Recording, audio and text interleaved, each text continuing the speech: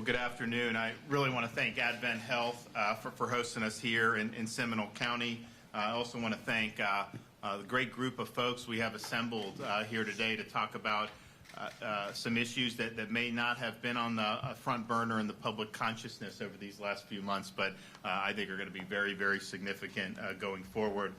So, of course, we have the First Lady, who's done an awful lot in the field of mental health, even with a baby up at 3 a.m. She's still here, ready to go. We have Tim Cook, who's the CEO here of AdventHealth in Altamonte Springs. I want to thank Tim. I have Sheriff Dennis Lima, who's just been a champion in terms of fighting substance abuse and supporting programs to help mental health. Two of our warriors in the administration, Chad Popple at DCF and Simone Marsteller at Department of Juvenile Justice. They've worked incredibly hard, have been very, very effective dealing with a lot of very, very significant and challenging issues. So I want to thank that. We have Maria Bledsoe, CEO of Central Florida Cares Health System, Inc. So thank you, Maria, for being here today. Andre Bailey, CEO of Project Opioid, and so we've worked together before. Stacy Heath is Lieutenant, Seminole County Sheriff's Office, is doing great work on these issues. And then Dr. Sanjay Patani here in the ED at AdventHealth, and he has a broken leg, but he's still shouldering on and doing what we need to do. So we really thank you. We want to discuss the impact that the pandemic has had on mental health, but particularly on substance abuse.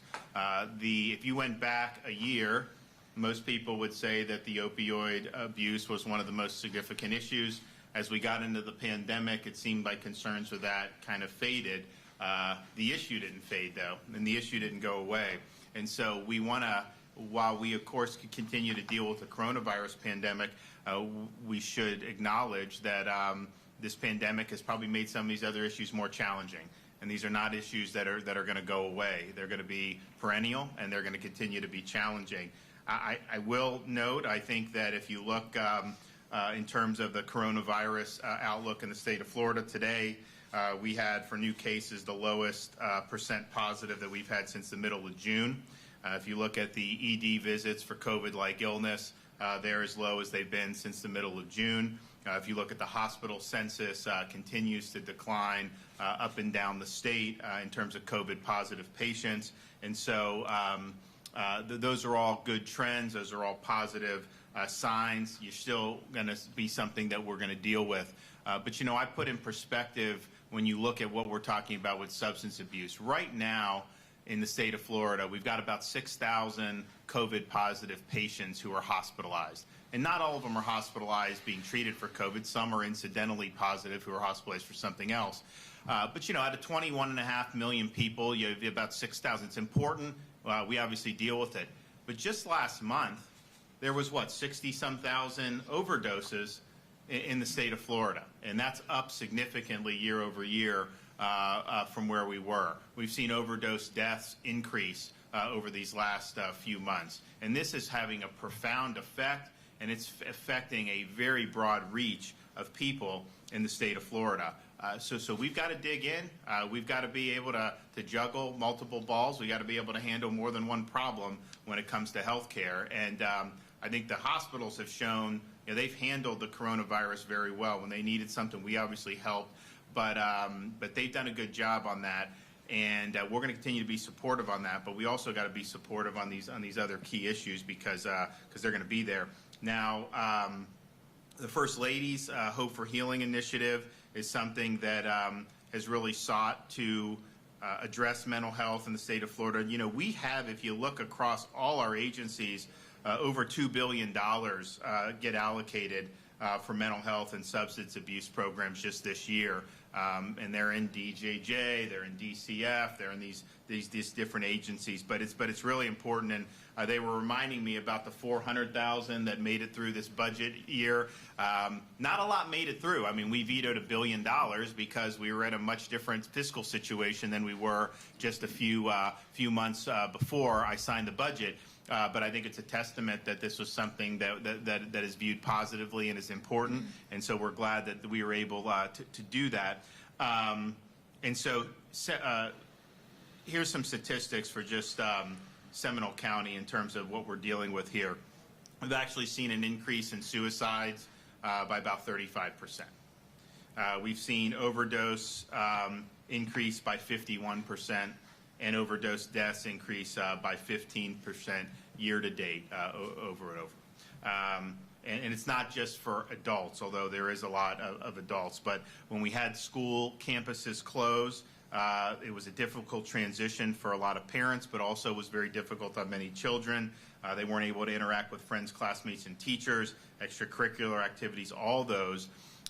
Accordingly, the department saw a big decrease in reports of child abuse because the folks who were there with them every day in the classrooms and in these extracurricular activities are some of the front lines who will report this. And so I know Seminole County is back in, and we obviously support the approach that they've had. But there are just so many different things that have that are emanating from this that we've got to have really a community-wide approach. And I think one of the things that Central Florida's done a good job. You guys have had the private sector involved. You're working with your healthcare providers. You're working with community leaders, law enforcement, understanding that this is not just kind of one part of society deals with it. You really got to have all hands on deck.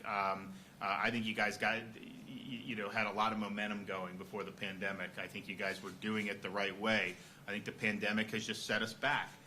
So okay, let's regroup and let's go forward and get where we need to go. So I'm really happy to be here. I look forward to the discussion. I'm going to kick it over to the First Lady to be able to make some comments, and then we'll go around and hear from everybody, and then maybe after that we can chat a little bit. Yeah, well, I appreciate everybody being here today. Of course, the media for being here to cover this because this isn't getting as much coverage as we would hope. I mean, we're talking about lives. When the governor invoked 63,534.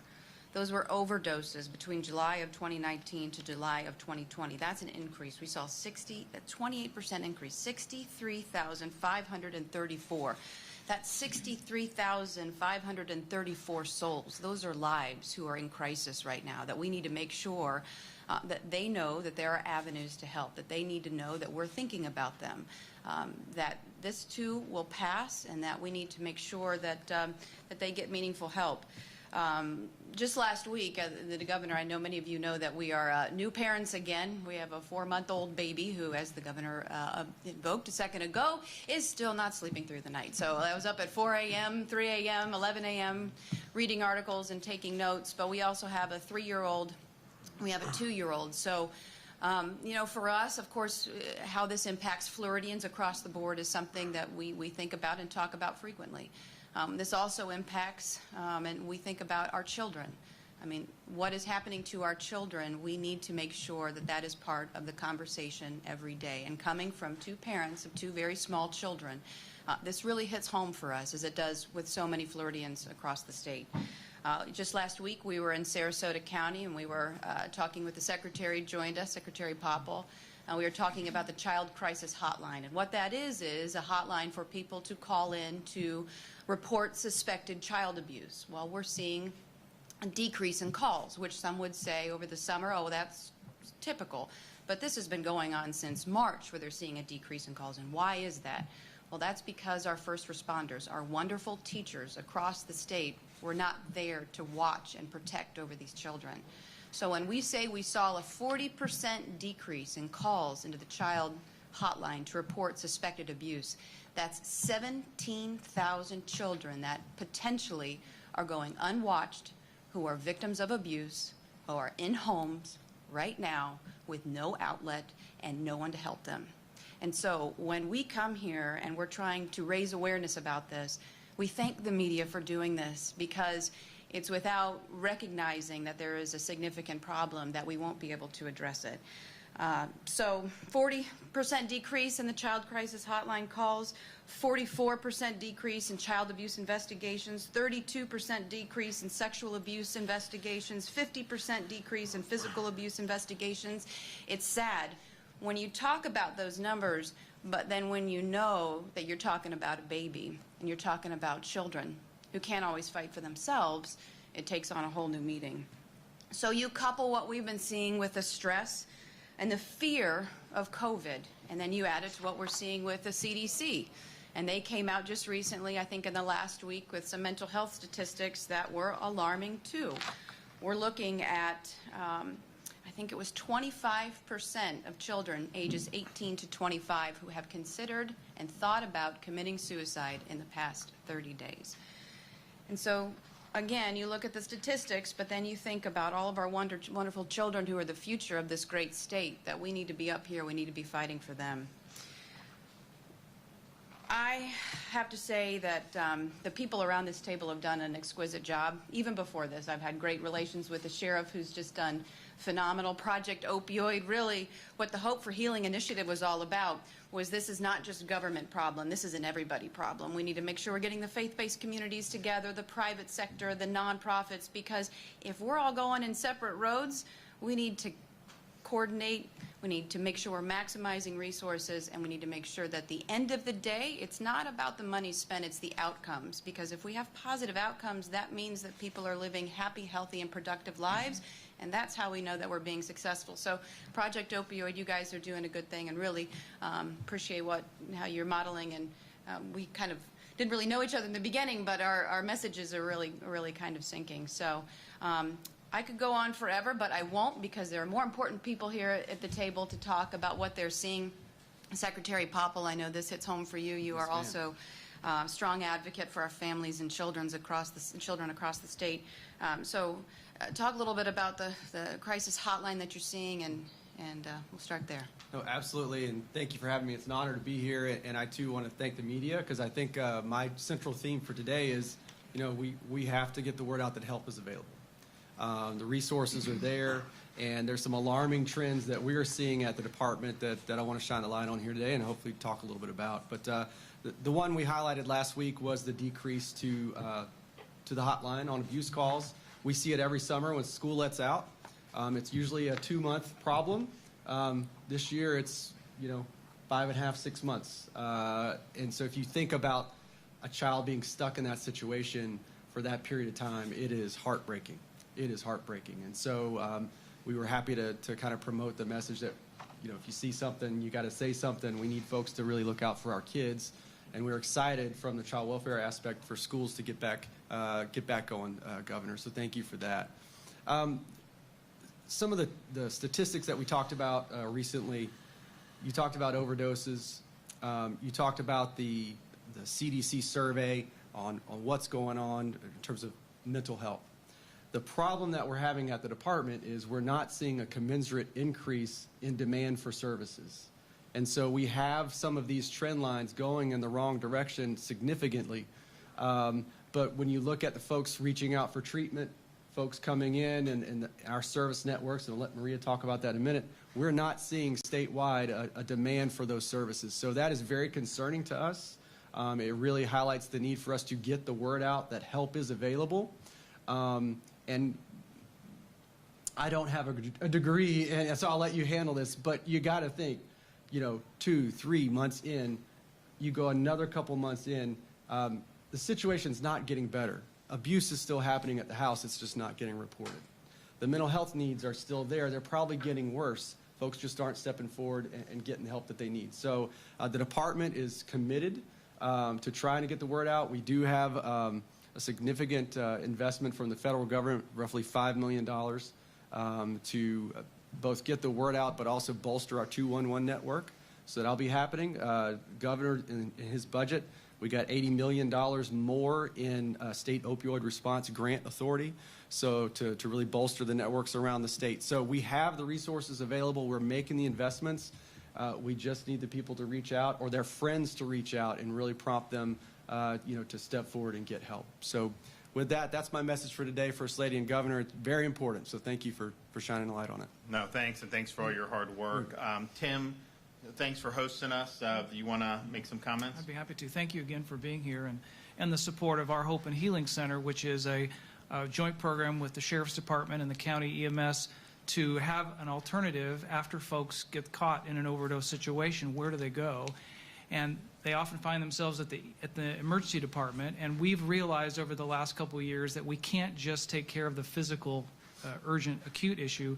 We have to take care of the whole person. That's really what we're looking at. And so we've implemented and deployed SUD navigators, substance use disorder navigators, to embrace these folks and try to help them find some of these services and get connected to get on a path for wholeness and wellness. And the Hope and Healing Center will be another resource, hoping later in the year that we'll be able to be part of that series of services. We have seen an increase, a lot of isolation to people.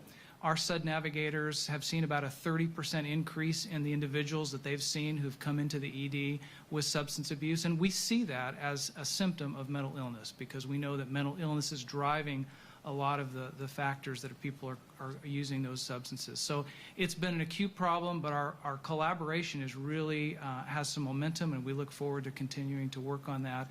But we do appreciate the support. All of these things together, as we pull together, we can do it with a level of resources that's already there in the community by just networking and leveraging the strength of each other. So we appreciate working with the county. Great. Well, thanks. Simone, you want to go? Been just fantastic secretary, really promotes accountability and does it in a very, very effective way. So the floor is yours. Thank you, Governor. First Lady, thank you all for inviting me to the table to talk about this very important issue. Of course, you know, from DJJ's perspective, it's a little bit of a different lens, right, that I look through when I'm talking about substance abuse and mental health issues. You know, when I look across my residential commitment programs, 33% of my kids have substance abuse issues. 55% of them have mental health issues. Now, while mental health is not a risk factor for criminal behavior, and I want to make sure that everybody hears that loud and clear, substance use and substance abuse is a risk factor for criminal and delinquent behavior. And so as we're talking about how we're going to help our citizens and our families and our children as we're coming out of this, you know, COVID period where people are not interacting, kids have not been in school, they can't go to their after-school programs and things like that, you know, my call to arms is going to be, let's make sure that we are trying to the best of our ability in all of our prevention efforts to educate kids, to catch these issues early on, because we know that these are factors that very well could lead these children years from now to become one of what I call my kids. And Mrs. DeSantis, you said it very well when you were speaking just now, that these children are our future. And so we have to take care of them right now to make sure that they don't go down the path to ruination, you know, forgive the hyperbole, but really we do. And so I'm happy to be part of this conversation. Great. Well, thanks for all your hard work. Maria Bledsoe, you want to weigh in? I know you've seen a lot since March in terms of, you know, how things have evolved. So love your perspective. Thank you, Governor and First Lady, AdventHealth for sponsoring this, Mr. Secretary.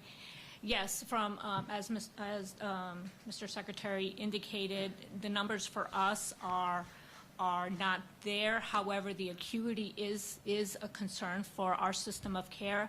I would like to stress that the system of care that I manage is for the uninsured population, so we don't have the perspective from the population that is insured. That's a different dynamic. But as individuals have been isolated for 6-7 months now, there's factors that go, there's stressors, anxiety, children that have not been with their friends. So we understand that this is going to be something that's going to evolve and what it's going to look like over the course of the next potential 6 months, especially as schools start to open, and really working together as partnerships. In our community, we have a great public-private partnership that's going on, and I think that that's going to help as we continue down this path, as the state, as school continues to open in each of the regions. So from our perspective, as Mr. Secretary indicated, we do have the resources, and we're asking individuals that look in your areas, look for services, and reach out. Thank you, Mr. Great. Sheriff? Thanks for all your hard work. Well, thank you so much for being here, Governor, First Lady. We always welcome you back here to Seminole County to engage in really, really meaningful dialogue. And I want to thank all of our media partners, many of which I consider friends, who actually cover a lot of these underlying conditions that are present that lead people down the path in the first place. And you know, one of the #1 questions that I get is, hey, you're a sheriff, you're part of the criminal justice system, why are you partnering with the hospitals and the doctors? Because we recognize that people typically don't wake up one day and say that they want to have a career criminal path. It's these underlying conditions that need to be addressed that make our community safe, but more importantly, save lives. Before this relationship we've had with Tim Cook, people would typically be taken to the emergency room for overdosing and then be released back into the same environment that they overdosed in the first place, increasing the likelihood of overdosing and dying by about 800%. We said enough is enough. We have to get involved. We have to collaborate and partner with a group of individuals, because it is our collective responsibility to preserve and protect human life. And if we're not careful, the narrative of bending the curve and all of these things that we've heard for the past 6 months loses our focus on what lingers around the corner for us tomorrow, and that is an unprecedented substance abuse and mental health crisis, particularly affecting those most vulnerable of population, our children. We've seen that decrease, just like the Secretary said. We've seen the decrease here in Seminole County, and it is terribly concerning, because it is only because they're not coming in contact with those mandatory first responders and reporters. We've seen domestic violence flatten out, and I can only imagine if you've been a victim of domestic violence in your home and you were away at work for 40 hours a week, where you had the opportunity to report your level of victimization, it has only gotten worse through this pandemic. And then, of course, our children, with not only moving to a cyber environment which welcomes in a whole new way for people to victimize. We're trying to teach parents that if your children now have this online footprint that they normally did not have, there's people out there that will absolutely prey on the vulnerable, and we need to make sure that that does not occur. And it's not always that cell phone and the text messaging app that we use. It's TikTok and all of these other influencers that are a big part of that. So what we've done is we pulled together this unprecedented group of individuals that come together and collaborate, and I think that we are demonstrating the best model practice as we move forward. None of this would happen without your leadership and inspiration, because I know from working with you and the First Lady for the past 2 years, this was your vision in the very beginning. This is why the First Lady put Hope and Healing effort together. This is why, by executive order, you created the opioid task force for the state and really, really pulled these things together. But when we look at these numbers, especially here in Seminole County, I want to remind everyone, Seminole is one of the most affluent counties in the state, 3rd most densely populated per square mile. But we lose more than 80 people every single year to an opioid-related overdose. There's a more than 50% increase in overdoses and more than a 15% increase in overdose deaths, when almost everybody has now access to Narcan, which is saving lives. We deploy Narcan more than 400 times in this county per year. Or another way to put that, we bring people back to life 400 times.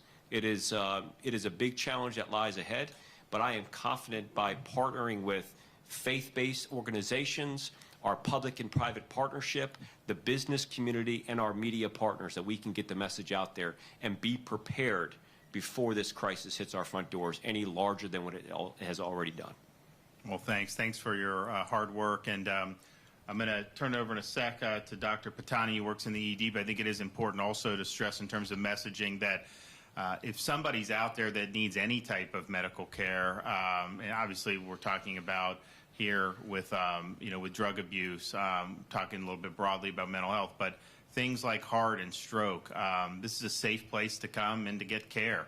And we've seen declines in that in March and April. People were fearful about coming in due to coronavirus. Some thought that the hospitals didn't have any space based on, I think, false narratives. But this is a place where you come, they follow all kind of procedures. And so if you're concerned about coronavirus in a hospital, you should probably be concerned about just about everywhere else you would be, because you have probably a higher chance of getting it there than here. And that said, we'll turn it over to Dr. Patani.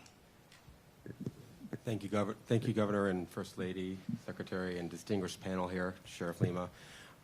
What you said is spot on, Governor DeSantis, which is the healthcare industry has, over the past 6 months, evolved a way we can take care of patients. But more importantly than that, we usually refer to multidisciplinary as cardiology or gastroenterology, or people who help take care of patients. This is the true multidisciplinary approach to how we take care of patients. We provide them a safe place to seek care, whether you have mental substance abuse issues or whether you have cardiology issues.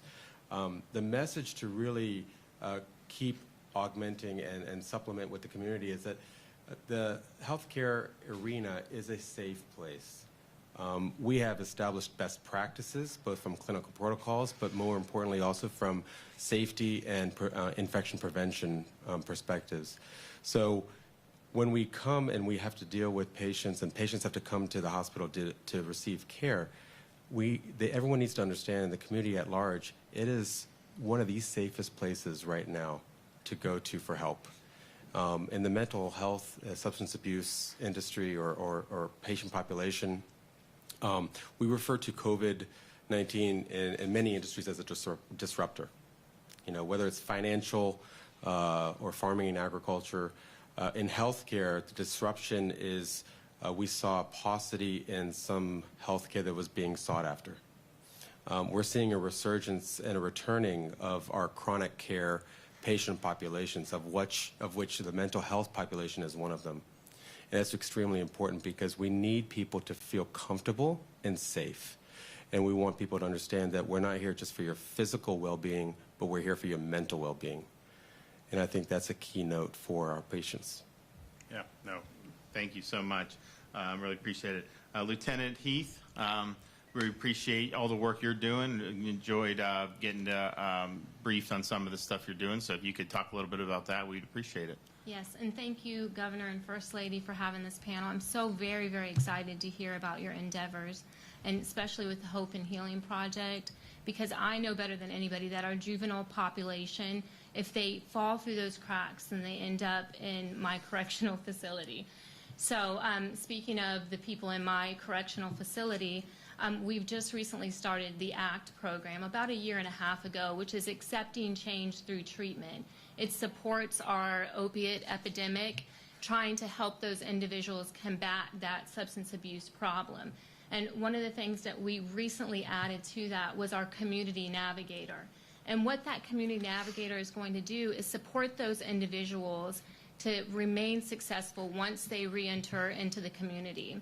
So that's our focus right now, but with the support of the sheriff, we've been doing tremendous work inside of the correctional facility, and I hope that COVID doesn't stop us or prevent us from continuing that work. Great, thanks so much. Andre Bailey, CEO of Project Opioid, thanks for all that you've been doing on this, and as I had mentioned, some of this stuff fell off kind of the front burner in the public consciousness, but the problem didn't fall off and didn't go away, and now we're dealing with even more challenges, and so I appreciate you being in that fight. Governor, First Lady, thank you so much for your leadership here. Tim, as always, you and your team at AdventHealth are the best, and we have the best sheriff in Florida here with Dennis Lima, someone who's fighting the good fight for those in need in this community and really around the state. My message, and the leaders at Project Opioid, business and faith leaders who are involved in the mental health, addiction, and opioid crisis, is that everyone should be very, very scared of the data that they're seeing on mental health, addiction, and the overdose crisis here in Florida, in Central Florida, and really around America. You know, we throw around the term unprecedented, words like unprecedented a lot in our society. Words have less value because we use them. That was an unprecedented set of nachos I had last night. They were delicious, but when you look at the data, the First Lady just said that if you have an 18-year-old to a 24-year-old in this room, I have two of them. I have a 19-year-old daughter and a 20-year-old daughter. There's a 50% chance, a coin flip, that one of my daughters contemplated suicide in the last few months. If you're in this room and you have a kid anywhere in that age, that is unprecedented. And we have to admit, as a community, as a state, and as a nation, that COVID-19 and the lockdowns that we decided to do, let the historians tell the story of whether that was right or wrong. I'm not here to do that. But I am here to say that we are facing an unprecedented mental health, addiction, and overdose crisis, and that as great as government is as shutting society down, only the business community, the faith community, and all of us together can engage at our living rooms, at our dining room tables, at our places of work, at our places of worship, to have this conversation and to look towards getting people help. Governor, First Lady, I think a lot of folks aren't accessing treatment in a way because if you reach out for something that's not medically related to COVID-19, maybe you feel bad that I know a lot of people that just feel bad to even talk about mental health issues right now. So I think just starting the dialogue, not about canceling the conversation that we've had about COVID-19 and the medical importance. What we've done as a society medically is important, and I won't take that away. But we've got to add to that dialogue the fact that the data says we could see an unprecedented wave of mental health issues, anxiety, depression, suicide, overdoses, and deaths in the months and years to come. And if we're not talking about it, if we're not planning for how we're going to address it, we could see a loss of life in those areas that maybe far exceeds even what we saw medically from COVID-19. So we're so thankful for your leadership, and it starts with a conversation, and we're here to support you any way we can.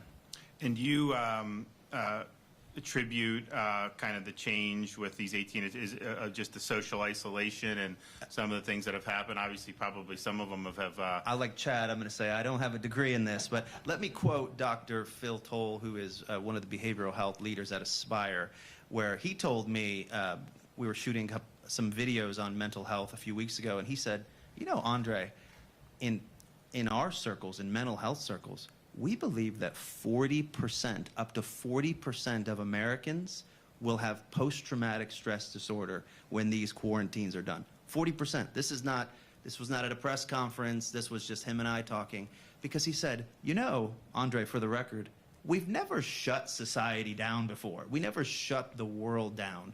I mean, you know, I'm just happy to be here because I haven't been out of my pajamas in 3 months. So, but as a society, Governor, this is a social experiment that we've never done before, and that our mental health professionals believe, whether or not it was necessary or not, again, I'm not trying to say that, but our mental health professionals believe that the consequences to mental health, substance abuse, and addiction, that the data it's unquestionable that those are skyrocketing now.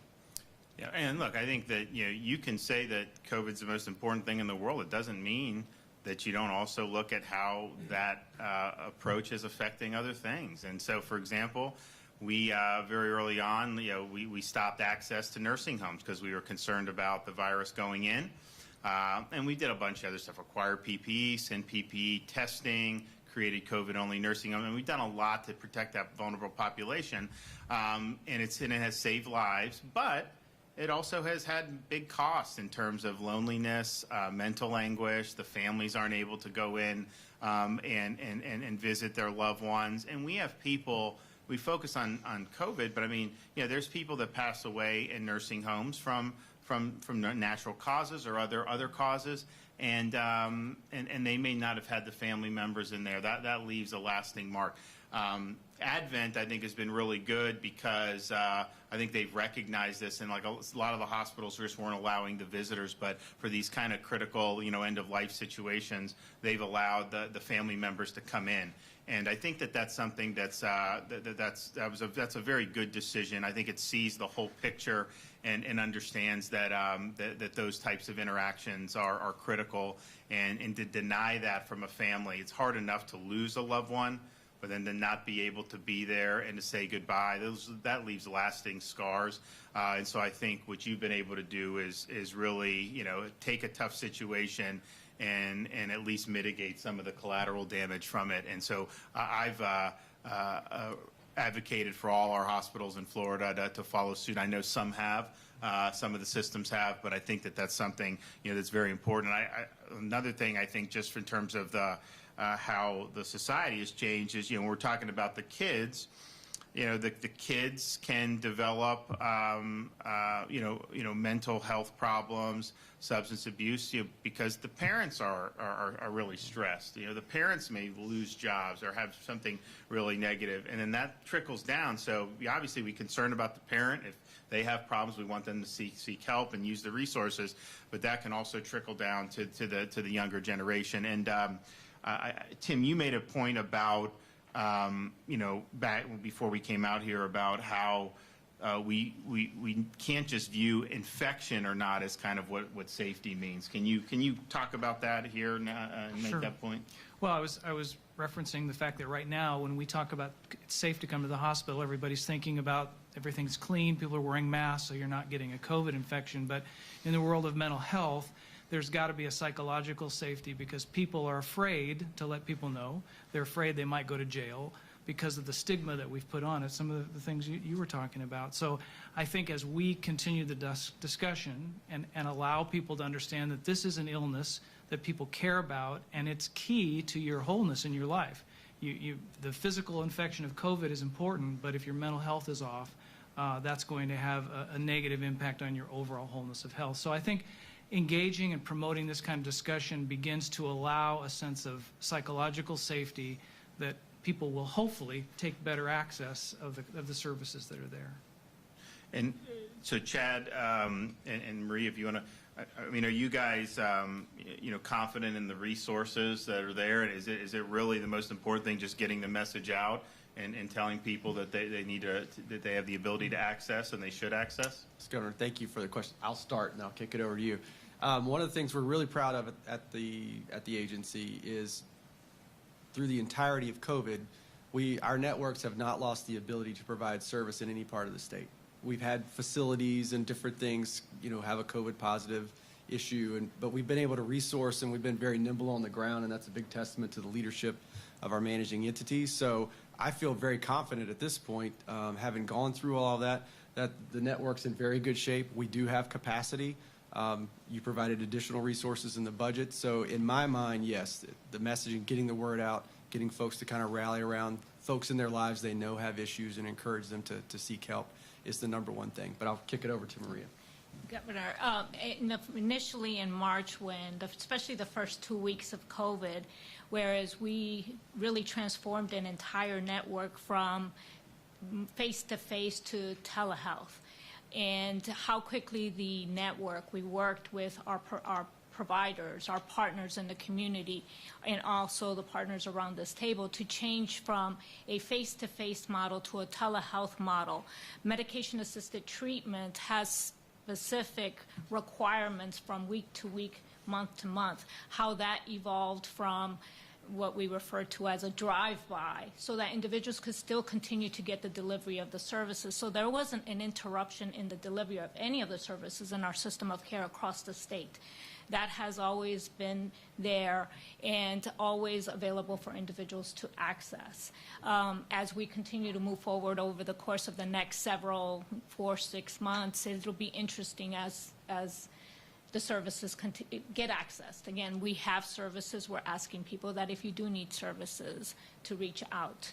The anxiety, the social isolation, the suicide ideations, we ask people to really seek out for services. We are here to help.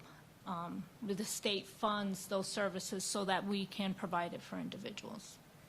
Yeah, it seems like overall the telehealth has been a big positive, but it does have limitations on some of the treatments that are needed in certain avenues, and some of the mental health stuff I think is probably one of them. Yes, we've actually gotten very creative in the delivery of the various services.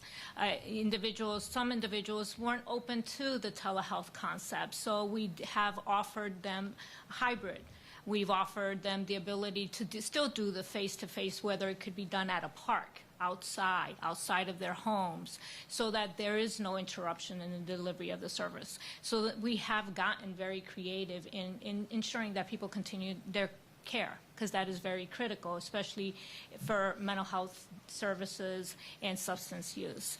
And I think that as we continue to evolve, there are going to be changes. As we work with AdventHealth in the SudNet program, I think that is going to be very instrumental, because as this starts to open up, what does it look like when we do open it? Or, you know, you may have a vision, it may change, but you have to be very flexible. These are times when flexibility is very important to ensure continuity of care.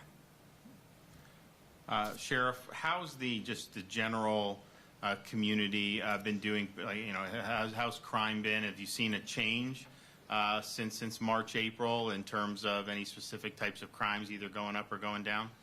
Yeah, so Governor, statistically, crime is down. You know, it's down across the state of Florida, and in the 107-year history, it's never been as low in Seminole County as it is today. What's frightening about that is criminologists suggest that a fraction of the crime that occurs in our community is actually ever reported to law enforcement. And you can just think for a moment of all of those victims of abuse, neglect, or abandonment that are pre-verbal, that fall at the hands of their caregiver, that nobody knows about it, or the amount of domestic violence that occurs. And so we're seeing that, and I think it's a blessing because it allows us to look at some of these more complex social issues that we need to address. Even when we talk about the overdoses, I think it's important to mention this. When we talk about overdoses, we reference that in overdoses and overdose deaths. Right. When the fact is most people who are using don't overdose. That's just a fraction. These are the most severe cases. Right. But you know, it's incredibly frightening to look at all of these effects, everything that we've heard. I think that rarely do you see us all from our various worlds coming together and actually saying the same thing. I don't know that we could be more aligned on what the challenges are and what we need to do as a society, all aspects of society, to get us out of this.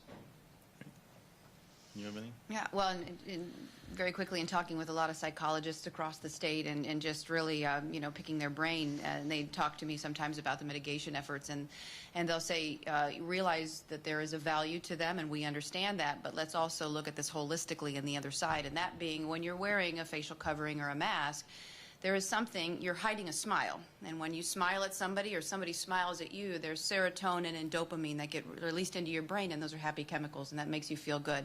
So that's been taken away.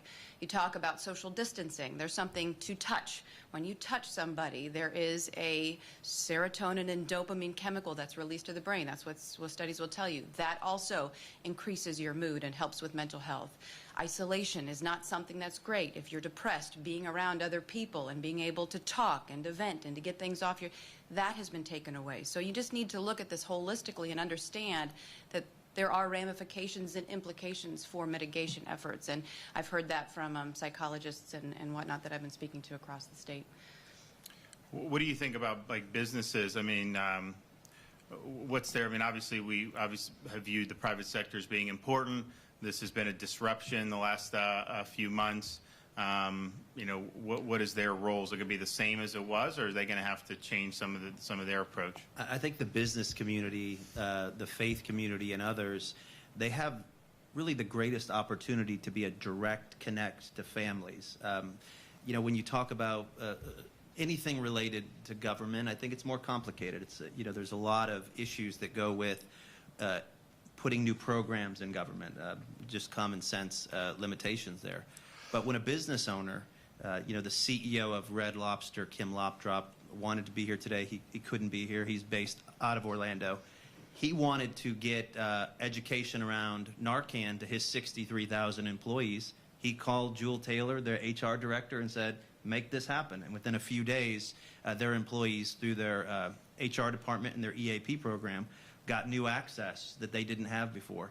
So I think it's going to be key, Governor and First Lady, that we engage a new front line, especially in a time when people, the thing that scares me the most that I've heard today is that less people are reaching out for service, because the numbers around people in need are skyrocketing.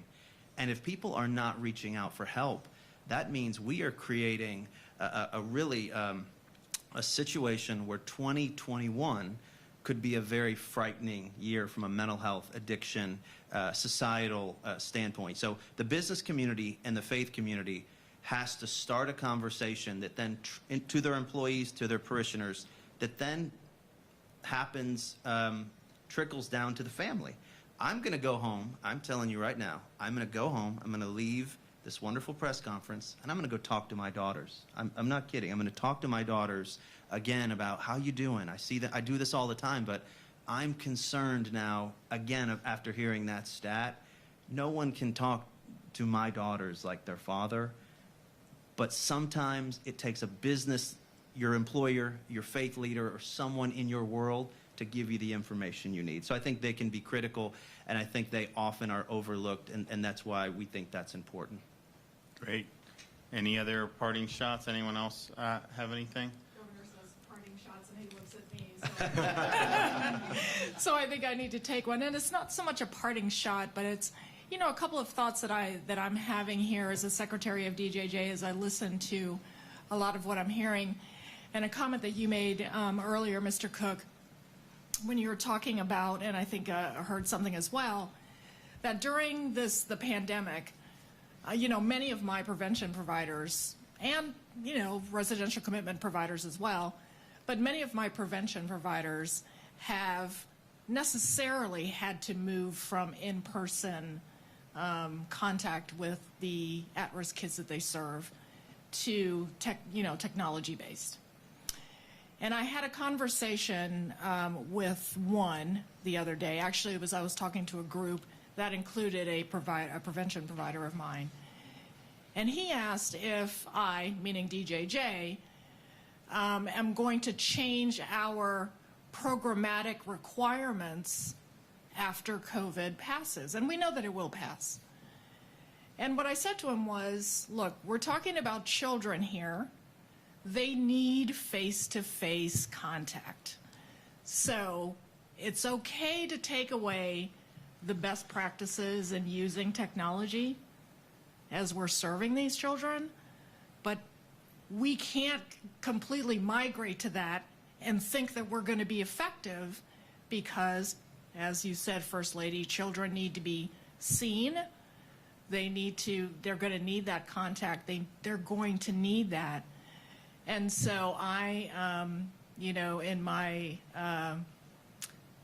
role as partially holding my providers accountable, I'm going to make sure that at the right time, that migration back to face-to-face interactions happens. And I'm certain that that will start happening once schools fully reopen and those referrals start, you know, rolling in and things like that. But I think that's going to be an important piece to making sure that these kids remain healthy and out of trouble. Great. Well, I want to thank everybody for what you're doing. Thank you for participating today. I think we know that we're in for you know, a long road ahead. But I think the fact that we're here, recognizing some of these trends, and committed to be a part of the solution. And I think you guys, you know, have done a lot already and had a good framework in place. This pandemic has just kind of thrown some things sideways, but we got to work hard to get it back, get those trends back in a better direction. And I know that we can do that. And finally, I'd just say you know, we had a primary election yesterday. We had worked hard, Secretary of State, helping the supervisors, you know, with making sure their systems were good. And, you know, I think that they did a really good job. We're ready to do it. You know, we'll learn if there was anything to do, offer additional support before the general election. We had a lot of mail voting, you know, in Florida. You know, it's a safe way to do it. You request the ballot, you get it, you send it in. It's not just ballots floating everywhere. So a lot of folks availed themselves of that, and that obviously will be something that will be available in the fall as well. And with that, we'll take some questions. Yes, sir. Thank you, Governor. Matt from West News. I'm curious, firstly, if you feel like programs like Project Opioid could be used in other agencies statewide, that project could be modeled across the state. And then secondly, considering these long-term mental health effects, considering about the possibility of PTSD, do you feel like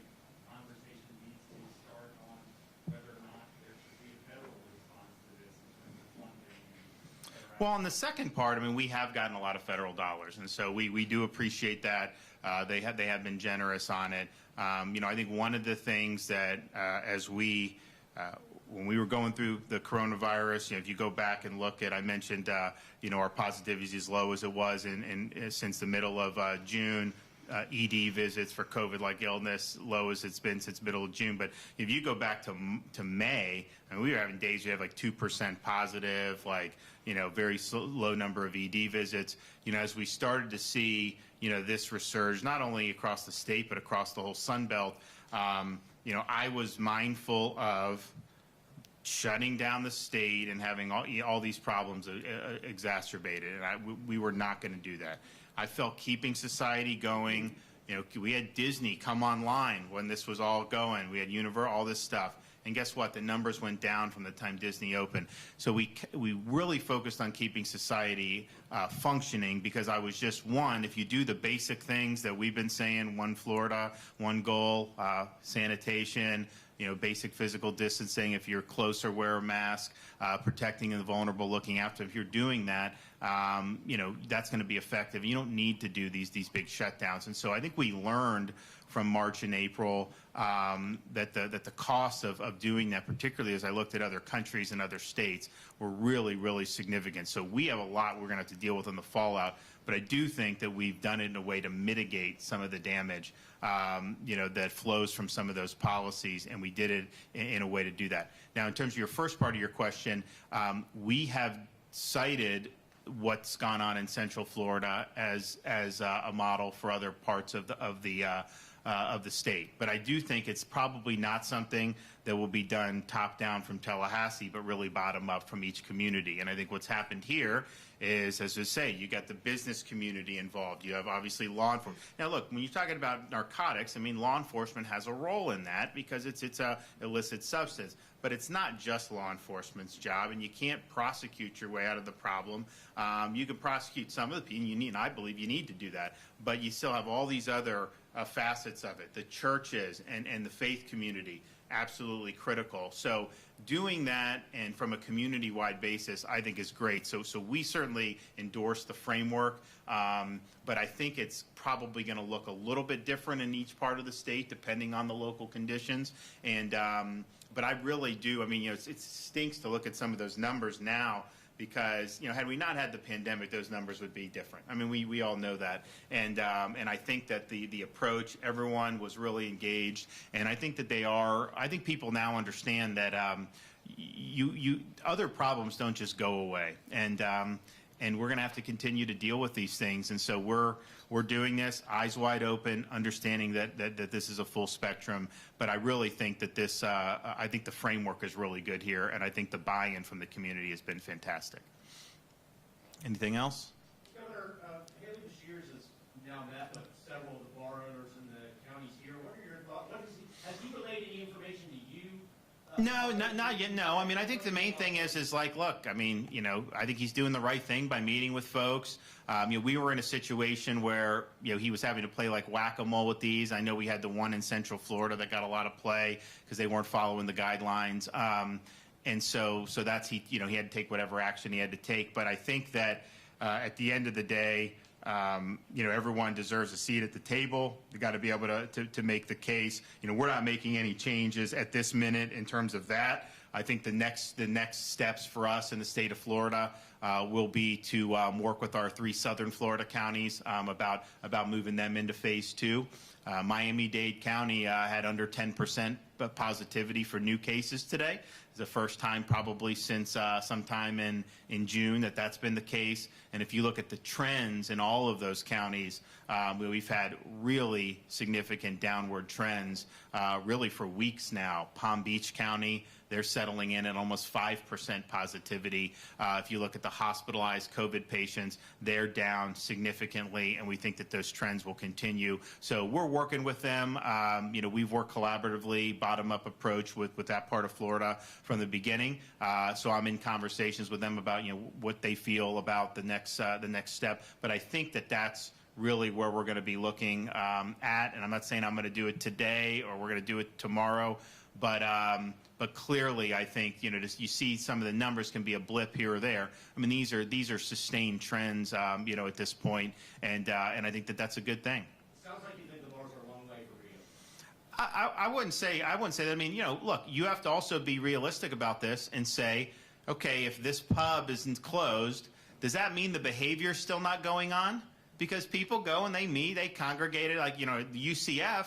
Okay, you may not have that one bar. And look, that they were not following our guidelines were treated like a restaurant. Seated service, half capacity, you could do outdoors. When those guidelines are followed, it's fine. There's not been major problems. But I'm also not so naive to think that, okay, that's no longer an option, so they're just going to decide to sit there and not do any socializing. That's not the way the world works. I think we know that. So there has been a lot. And I would also note that the part of Florida that had the most significant outbreak were our 3 Phase 1 counties, which did not have and have not had pubs open since the middle of March. But I think the obvious inference was a lot of the same socializing was going on. It was just in a private venue. So let's just be honest about it. When people say close this like it's somehow some panacea, the people change their behavior and they do other things. And I think that's what we've seen with some of that. And I think that explains why Southern Florida would have had even more of an outbreak than the rest of Florida, even though they didn't have any of those establishments open the whole time. One more? Yes, sir. Thank you, Governor. Name is Neil Second News 13. This week, Seminole County Public Schools went back to school. Thousands of kids went to face-to-face. And teachers already have a lot on their plate with the coronavirus and everything, a lot of new precautions inside schools. And they might have issues or might not be able to recognize mental health issues within students like they could before because they've got so much going on. Are we offering any resources or extra help for teachers or for school districts when it comes to mental health and students? Yeah, so we increased funding $25 million in this budget. So there's now $100 million for schools and for mental health.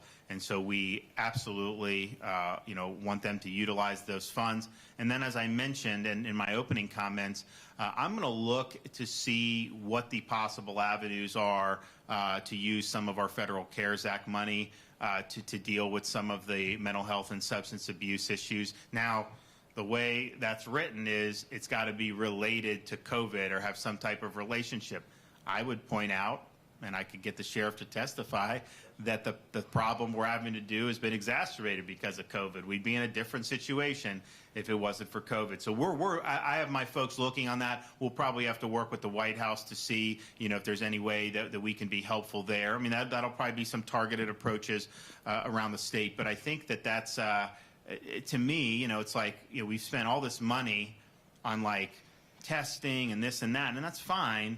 But what would probably have more bang for the buck? Testing an asymptomatic 22-year-old or putting some of that money towards, mental health in schools or fighting some of the substance abuse? And I think probably the latter, would have a little bit more bang for the buck. And it doesn't mean you don't do all these things in combination, but this is something that's going to be significant. So we're going to look at that, but we are happy. Excuse me. I mean, it was a very, very tough budget year. I took $1 billion off the top in budget vetoes. The world changed between the time the legislature finished the budget and the time that I had to sign it in dramatic ways. And so we just had to do that. But even with that, we were able to support, Seminole County. We were able to support the $25 million increase in the mental health for the schools. So we were able to really get some big wins out of a budget which really was very difficult, and we had to make a lot of very tough choices. So I want to thank everyone again, though, for all you're doing. This is, Central Florida is a big engine for the state. I think that, you guys have a good approach on this. We're obviously partners, and so we're gonna be there with you, and we want to continue to do that. But I really think that you can lead the way on this and really show other parts of the state a good pathway. So I appreciate what you've done, and I appreciate you working with my administration. My secretary is the First Lady, and thanks also for what you've done for the coronavirus response. thoughtful way that you did it and the collaboration that you had with the state of Florida. So we really appreciate Advent's partnership during what were some difficult times. But I think I think that you showed that that you guys were fit to fight, and that's what you do, and you did it. And we were happy to be supportive, in a variety of ways. All right, everybody, thanks so much. We'll see you soon.